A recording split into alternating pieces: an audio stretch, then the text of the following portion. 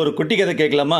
தையல்காரர் ஒருத்தர் அவருடைய கடையில் துணியை தைச்சிக்கிட்டு இருந்தார். அவருடைய பையன் அவர் பக்கத்தில் உட்காந்துட்டு அவர் வேலை செய்கிறதையே பார்த்துட்டு இருந்தான். அவர் ஒரு புது துணியை எடுத்தார். கத்திரிக்கோளால் அந்த துணியை வந்து கட் பண்ணார். அதுக்கப்புறம் அந்த கத்திரிக்கோளை தன்னுடைய காலுக்கு அடியில் போட்டுட்டார். அப்புறம் அந்த துணியை தைக்கிறதுக்காக ஊசியை எடுத்து அதில் நூலை கோர்த்து துணியை தைக்க ஆரம்பித்தார். தைச்சி முடிச்சதுக்கப்புறம் அந்த ஊசியை தான் போட்டிருந்த தொப்பியில் வந்து குத்தி வச்சுக்கிட்டாரு. இதை பார்த்துட்டு இருந்த அந்த பையனுக்கு வந்து பயங்கர ஆச்சரியம்.